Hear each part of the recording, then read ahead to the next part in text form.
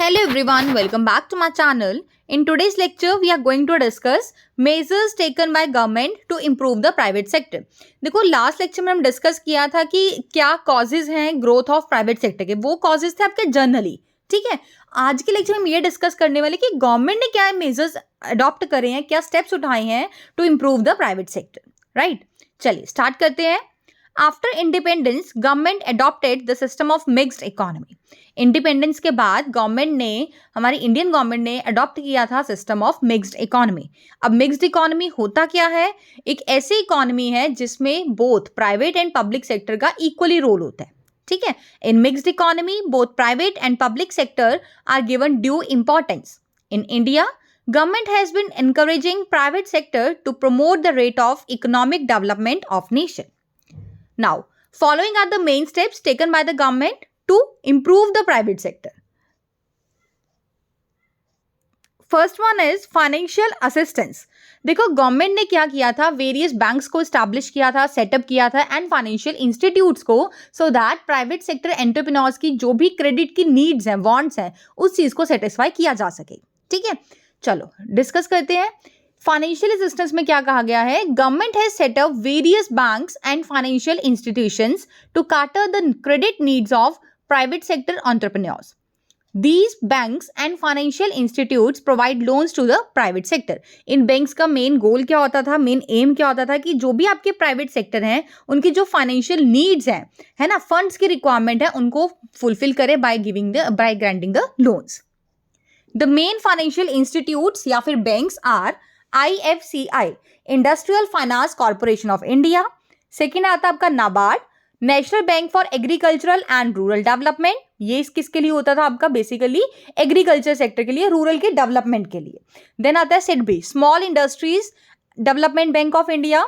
Then आता है आपका EXIM, export import bank, public sector banks, cooperative banks etcetera, ठीक है। तो ये कुछ आपके मेनली फाइनेंशियल इंस्टीट्यूट्स या फिर हम बोल सकते हैं बैंक्स थे जो गवर्नमेंट के द्वारा एस्टैब्लिश करवाए गए थे to help the private sector. Now second one is increase in areas for private sector. देखो अर्लियर क्या होता था कि जो बहुत सारे ऐसे एरियाज होते थे, बहुत सारे ऐसे फील्ड्स होते थे जो रिजर्व होते थे आपके पब्लिक सेक्टर्स के लिए। अब उन सेक्टर्स को ओपन किया गया है for the entry of private sectors. अगर आपको पहले पता हो, एलपीजी पॉलिसी से पहले आपकी 17 ऐसी इंडस्ट्रीज होती थी जहां पर सिर्फ और सिर्फ पब्लिक सेक्टर ही एंटर कर सकते थे। मींस प्राइवेट सेक्टर को कोई भी राइट नहीं होता था उस इंडस्ट्रीज में सेटअप लगाने का। बट ये चीज को कम करके आज के डेट में जो मतलब प्राइवेट सेक्टर्स को ऐसे इंडस्ट्रीज में भी अलाउ किया गया है, ऐसे सेक्टर्स में भी अलाउ किया गया है जो अर्लियर पहले कभी वो रिजर्व्ड होते थे फॉर द पब्लिक सेक्टर, ठीक है। चलो एक बार डिस्कस करते हैं। Now government has allowed private sector to set up industries even in those areas which were earlier reserved for the public sector. Number of industries reserved for public sector has been reduced in a phased manner from 17 से लेकर 2. Third one is liberal licensing. Government ने licensing policy को भी बहुत liberalised किया है। जो licence को प्रोक्योर करने का प्रोसीजर होता है वो बहुत ही ज्यादा सिंप्लीफाइड किया गया है, ठीक है। To promote private sector government has been given various concessions in industrial licensing. Now licence is required only for 5 industries. पहले क्या होता था, जनरली हर इंडस्ट्री को सेटअप करने के लिए, स्टैब्लिश करने के लिए लाइसेंस की रिक्वायरमेंट पड़ती थी। बट नाउ अब सिर्फ आपकी ऐसी 5 इंडस्ट्रीज हैं जिनको लाइसेंस की रिक्वायरमेंट पड़ती है। The procedure to procure licence has also been simplified. हालांकि जो प्रोसीजर है लाइसेंस को प्रोक्योर करने का वो भी बहुत ही ज्यादा सिंप्लीफाई कर दिया गया है। फोर्थ फीचर क्या है या फोर्थ स्टेप क्या है जो गवर्नमेंट ने उठाया है प्राइवेट सेक्टर को प्रमोट करने के लिए? That is repeal of MRTP act. देखो पहले जो आपका एमआरटीपी एक्ट था ना, उसमें बहुत ही ज़्यादा रिस्ट्रिक्शंस होती थी, ठीक है, जो कि एक हिंड्रेंस क्रिएट करता था, हर्डल क्रिएट करता था in the growth of private industrial houses, ठीक है। तो गवर्नमेंट ने क्या किया है, इस एक्ट को ही रिपील कर दिया है, रिवोक कर दिया है और इसको रिप्लेस कर दिया है बहुत ही लिबरल लेजिस्लेशन के साथ जिसका नाम है कॉम्पिटिशन एक्ट 2002, ठीक है। चलिए एक बार डिस्कस करते हैं।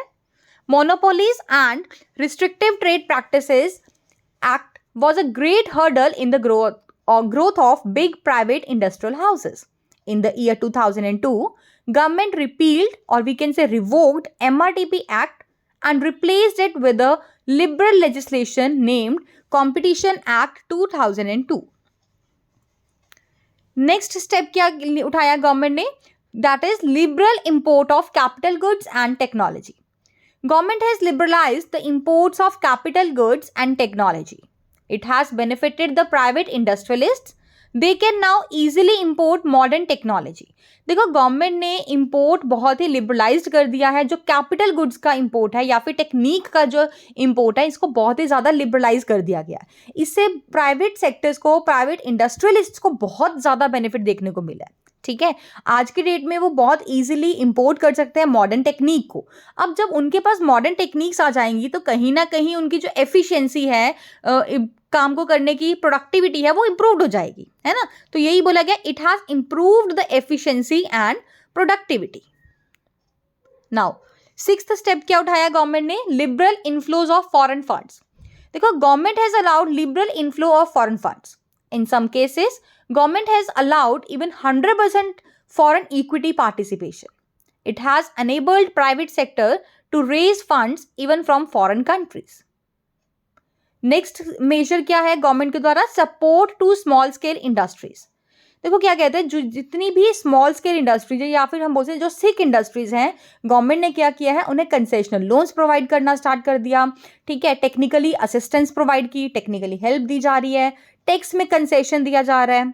ठीक है, तो क्या कहते हैं, small scale industries have been given various concessions like concessional loans, technical assistance, tax concessions etcetera. Moreover, some areas were earlier exclusively reserved for small scale units. It has been benefited small scale units of private sector.